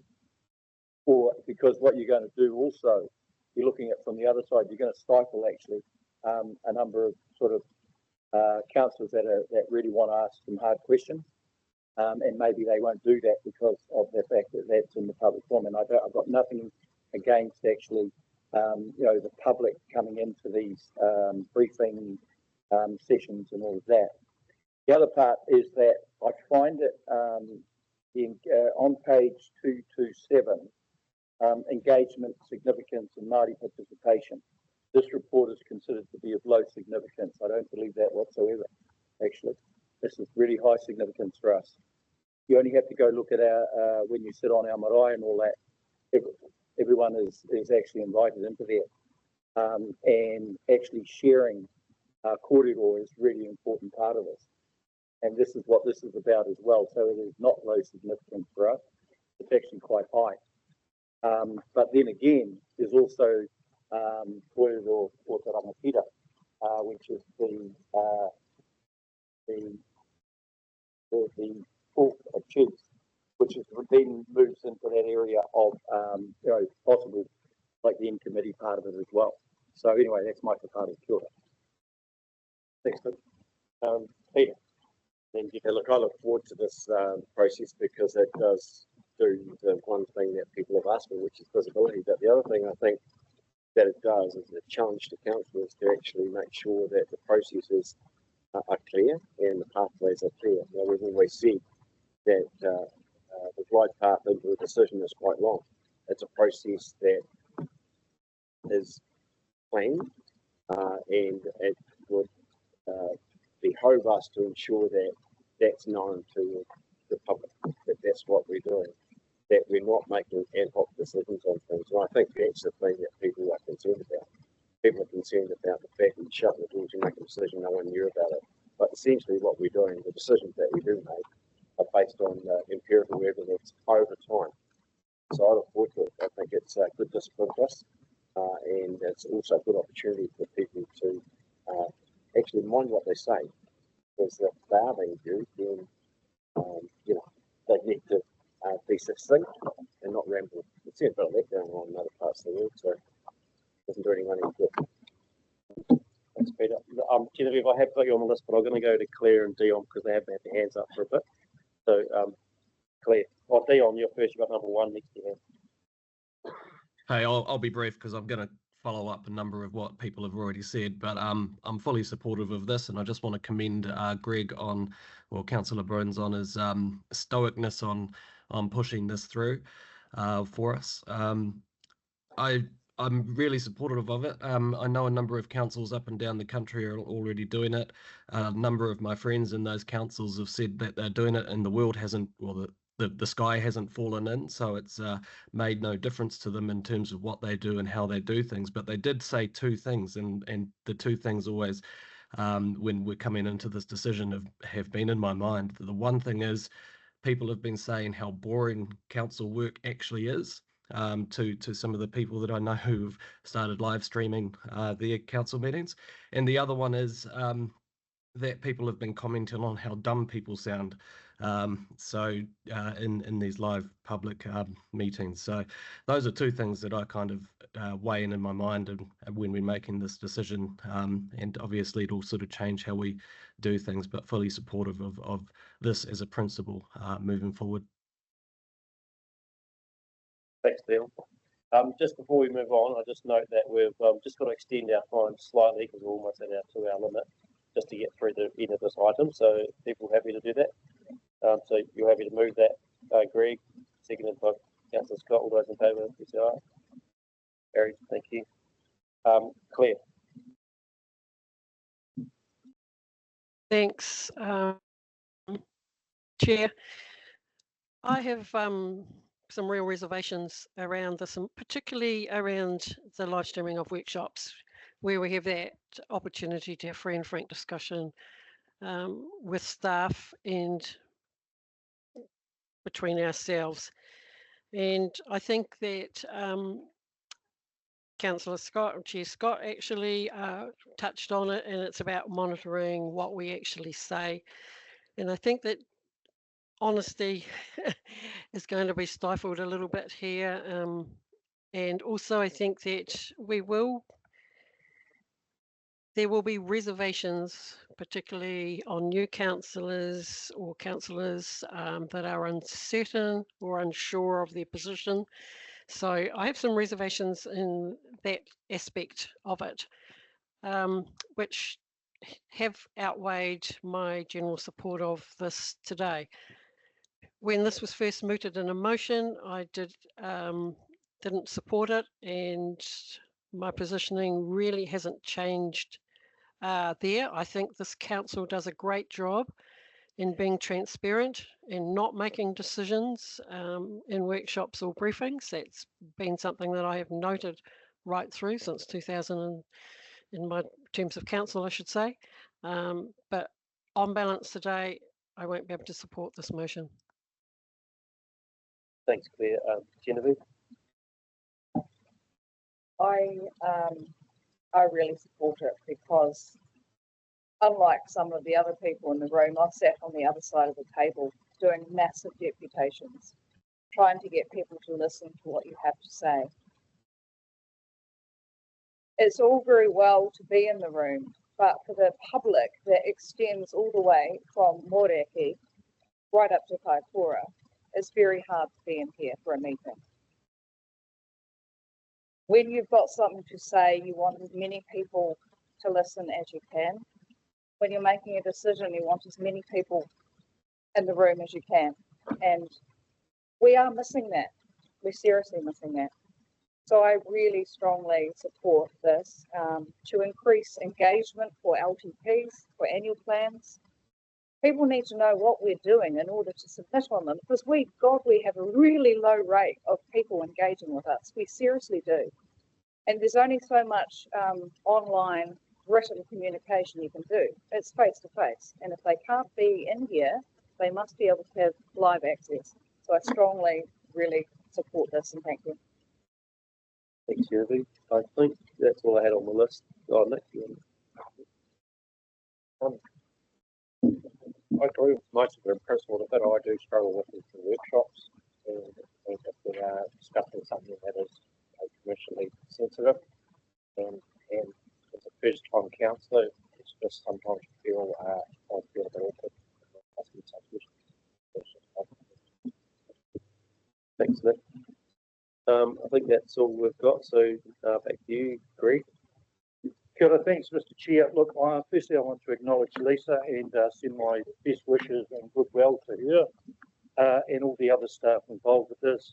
I don't want to labour on all of the points. I am a strong believer that if you can't say it here and have our public hear it, then what's the point of saying it? I'm elected to be candid and frank and honest and try and represent to my very best what my community or the wider community represents. I've got a couple of points in that the recommendations do not themselves provide a silver bullet nor a panacea to improving the perception, the public perception of the organisation, but they are a substantial step forward. And I want to acknowledge the staff for following up on this. It's really good. I do need to make a couple of comments. One is to Councillor Ward. I too am a first time councillor, but I can offer him some comfort that there are rules around whether we need to be in public excluded or how it may operate. And that's the beauty about it. The Ombudsman is quite clear in some of the responsibilities that we have that may in fact need to be discussed because of a purpose. But what we are trying to do is we are making these things open to the public as a default. And that sends a really strong message to our community. I'm also somewhat surprised by Councillor Mackay's comment. Honesty will be stifled. Well, I would contend that you're either honest or you are not. I also, the paraphrase Councillor Mackay, where she said we're doing a good job in relation to transparency. I only need to show you an article from the press last week, whether you agree or not, that reflects we are not seen as being transparent to our public. I do also acknowledge that there are difficulties in procuring things which come from overseas, etc. But I note we are now looking at September to have our IT gear updated. It was originally earlier in the year, then it was mid-year. Now we're looking at the latter part of the year. And that too concerns me greatly, but I at least acknowledge that something is being done with it. And finally, for our one representative that I do know of the media, who I'm sure does a fine job as well, I would hope we are likely to see some sort of headline like this. In fact, when the Christchurch City Council took a step in February this year to ditch seat briefings. So again, I would just say to people, nothing to fear, but fear itself. Thank you. Thanks, Greg. Look, I think this has been a good piece of work and acknowledge the councillors that are mentioned in the paper too. So Joe has noticed a motion on live streaming back in February, and Greg's as well. So, and of course the work of the staff in the interim, and to note that we are going to get the council chamber refitted and the live streaming up and running. I think you heard earlier by September. So I think that's all good moves. So happy to put this to the vote. All those in favour, please say aye. Any against? Yes. Yep. So you want that noted, Councillor Mackay? No, not really. Okay, all good. Thank you. So that's carried. So we're going to adjourn now, and we'll come back to item 8.6 when we return. Cool. Thank you.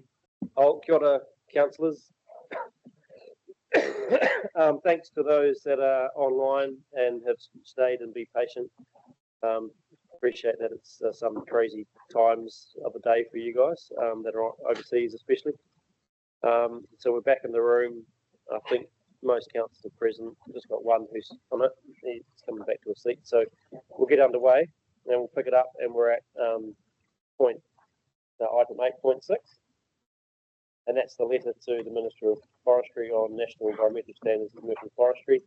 And this came out of a committee meeting that we had a few months back, the Regional Leadership and Climate and Community Resilience Committee meeting. Where you might remember this. That's in relation to the Port Hall fires, and we wanted to write a letter, which we did. Todd McClay, the Minister of Forestry, and that got sent on the 25th of June. And it was signed by myself, Councillor Sunkel, Mayor Major, and Mayor Sam Broughton, as the Port Hill fires affected those two districts. So just so you know, that was sent. So that's what we've got in front of us. Did I have anyone coming? Jesse coming to? Do you want to introduce it anymore? Yeah, sorry. And of course, you've also been given the response, so we'll get to that in a minute. Kia ora koutou. Thank you, Chair. So just to add to what the Chair's just mentioned there, so yeah, the letter went through at the end of June to the Minister. The Council expressed that the current national environmental standards around commercial forestry don't enable adequate management of wildfire risk, and there still remains the risk of future fires actually occurring in our area as well. There's also no ability to review consents of existing forestry under the current NES. The letter did note that there were changes to the NES commercial forestry following the Cyclone Gabrielle challenges we had in the North Island, and noted that there were changes around replanting of forestry, and we requested that similar amendments be made to the NES to address wildfire risk. The Minister did come back to us on the 19th of July last week, acknowledging the Council's concerns, and noted that the Coalition Government's commitment to ensuring rules that are in place are fit for purpose to mitigate wildfire risk and other environmental challenges. The letter was circulated to councillors this morning, tabled for the discussion. The Minister does note that the amendments from 2023 now include the requirements on forestry owners to have a map of the property boundaries, the location of the forest access points and gates, size and species of forest, and the contact information for the forest owner. So it's part of the planning phase, I guess, if you like, to address potential risks. In terms of the requirements to have wildfire risk management plans for commercial forests, the Minister noted that this was consulted on in 2022. But the feedback suggested that there would be duplication of the role of fire and emergency in New Zealand, and additional work for councils that would result from that if they were required. The Minister points to guidance around wildfire risk from the New Zealand Fire Service. I note that the Canterbury RPS, draft RPS that we've currently got underway with Clause 3, Schedule 1 consultation with the Ministry for Forestry, proposes provisions that will go further in addressing wildfire risk than the current RPS, but won't address that particular risk concern that we have from existing use rights where forestry owners can replant forestry back where it was. And the Minister hasn't signalled any particular amendments following our letters. So that's an explanation of where we got to with the Minister. Happy to take any questions. Thanks, John. You got a question?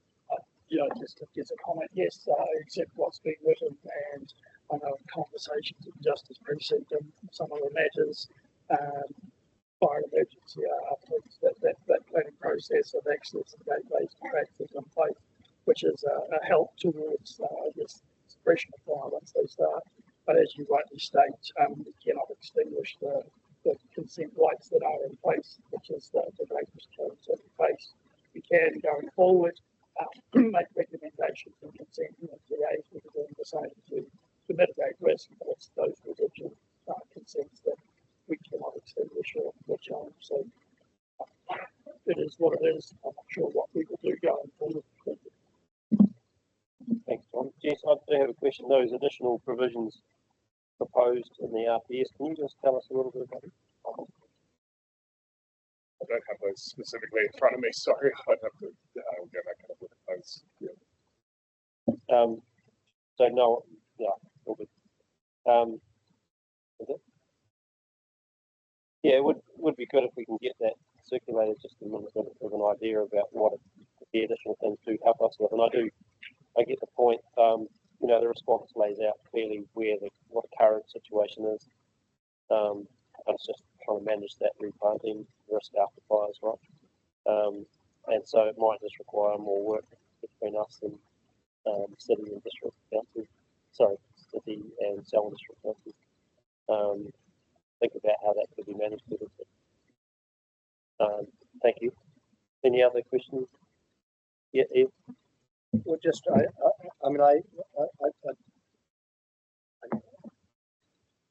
don't object to the fact that planting conifer plantations exacerbates fire risk, but the reality is that most of the fires that start in Canterbury start in unkempt grass and spread to forestry rather than start in forestry, spread out to other areas.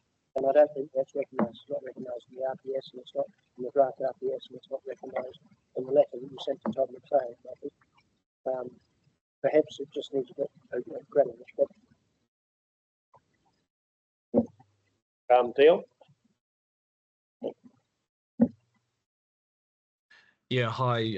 Thanks for the update and the letter, and obviously been keeping a close eye on this since we did that resolution to get that letter drafted and sent originally. Is there anything that can be done from here? Obviously, the letter is very nondescript. What is the next steps? I'll just for clarification, the note from the RPS is around natural wildfire risk, managing natural hazard risk areas subject to wildfire by avoiding the establishment of new moderate important buildings 100 metres from any wildfire fuel sources. So it's talking about a potential setback there. But in the absence of that, is there anything else that we can do at the moment? Whoever's at the end of the table, I believe it might be Jesse. Yeah, it is, Jess. Yeah, very good. Yeah, through you, Chair. So yeah, the RPS will deal with future land use changes that we see in particularly our rural areas on Port Hills in this instance, but it's that residual risk of existing use rights of being able to replant forestry in existing areas. Take the point from Councillor McKenzie, that is something that's been raised by our civil defence staff as well around the grass management issues. And that's, I think, an ongoing education type space with our community about trying to manage some of that potential risk of fire starting in those areas. In terms of land use changes, obviously through the district planning requirements as well, that would be an opportunity for and directed by the RPS around things like setbacks, types of use that would be happening in certain areas where there would be risk associated with wildfire. Part of our, just draw a linkage as well through to the climate change work that we do and the adaptation planning work we're doing isn't just limited to things like floods, but it is actually, addresses all range of natural hazard risk, which would include fires. So that's part of our ongoing adaptation processes and working with in regard to reduce that risk over time. So Okay. So there are opportunities to address that. Yeah. Thanks for that. I think I'm just a little bit disappointed, obviously, with the letter, but we'll continue on with what we're doing. Yeah, I mean, just to clarify, forestry is mainly consented via district councils, right? Or do we have some stormwater stuff that we do, runoff stuff that we do around forestry? My understanding there would be potential erosion sediment control issues that we would deal with, but in terms of the actual forestry under the NES, that's a district council concern. So that might be something that those district councils want to take up via the RPS process. There's another option for those district councils as well. my understanding is that the City Council is currently considering the RPS changes that we've proposed through that Forestry Schedule 1 consultation. So I would expect that you'll be getting some feedback from the councillors, and that'll be an opportunity to ask those further questions in that regard. But they were involved in providing feedback, as was Selwood staff, in terms of the letter that we wrote to them. So, and I've also circled back to those staff with the response this day. You. Any other questions, Councillor? Yeah, Ian. Just sorry, I've got the RPA draft up there, some trouble there. Wildfire, unless there's another chapter on wildfire risk, those 2 lines, which deal in 24, but you keep referring to the changes you're promoting in the action. I'm sorry, I'm a bit lost as to what they look like. Through you, Chair, I wasn't promoting changes to the RPS myself. I was saying that district plans potentially can look at things like wildfire risk around setbacks and land use changes, and buildings can be located, what types of things, that type of thing. You're expecting the DAs to come back with suggestions could go into that section. Yeah. As I said, it's out for clause 3 should be on contemplation of the draft RPS with our TA partners and with ministries as well. So the Ministry of Forestry has received a copy of that as well. So we'll receive feedback that we can then fold into the review of the RPS. Where district plan changes in the future may result as well, which also need to give effect to the RPS. So it's the cascading nature of district plans and regional plans. They may be able to consider further potential land use requirements around things like setbacks and types of use and things. That's what I thought, that the TAs have an opportunity through that current process that's going on, if they so wish to raise that with us, and we could then work on that once we receive that information. I think that is an opportunity. Thank you. So I think that's all our questions. So we have 2 resolutions there. I wondered if we want to just have a 3rd resolution, just noting that we've tabled the response from Minister McLean. Is that okay? Is that how we do it? Or I don't know how else it works, but yeah, maybe notes the risk. Yeah, cool. It's to the letter from the Minister of Forestry, dated 19th of July, I think the date on here. Is that good? That's all we need to do, right? Cool. So you want to move that, John? Yeah, second, isn't it? Cool. Any discussion need to be had? I think we've had it. Put to vote. All those in favour, please say aye. Any against? That's carried. Thank you. Okay. 8.7. Thank you, Jess. So this is the report from the chair. As you'll note there, it's on page 233, then carries on 234. Been arranged meetings with ministers, some with the mayoral forum, well, 2 with the mayoral forum there, and then Councillors Ward and Scott with Minister Hogarth. So there's been a range of engagements there.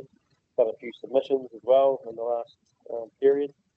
Obviously, our long-term plan happened. We had our Turukutuia Wānanga and that first Turukutuia meeting down in Whitehall. That was a bit of a milestone, so that was great. And acknowledged Councillor Karakia for pushing that along. And we had our field trip too, and on the 9th and 10th of July, which was a really good day. So thanks to the staff that organised that, and for the councillors that made it come along. It was great. A bit of correspondence there, one of the letters that we just discussed previously, and then some media stuff that we've done as well as some events. So that's the report. Any questions from councillors here? I wonder, I have attended 2 meetings in Wellington with regard to some events in NEMA, and I wonder if those dates are added in there. First one on response and the second date on recovery. Them, so that they were the 2. Is that roof Whenua stuff that you did, John? No, happy to provide that. Greg? Kia ora. It's not so much a question, Mr. Chair, but I do want to acknowledge the staff involved with the field trip. Thank you with everything you said. It was fantastic. Thank you. Thanks, Greg. Any other questions? No, doesn't look like it. So got the chair's report resolution up just to receive chair's report. Do I have a mover? Oh, yep. Councillor Scott and seconder. Councillor Robinson, thank you. All those in favour, please say aye. Any against? That's carried. Thank you. So next item is to resolution to go into public excluded. So do I have a mover for that? Councillor Ward and Councillor Burns, thank you. And you'll see there that there's a few staff that are going to stay in the room, other than the normal staff that can stay in. So that's listed there in the resolution. Well, actually, looks like I might move it. That's all good. And then Councillor Ward can do the second. Is that all right? You correct? Cool. Let's do that.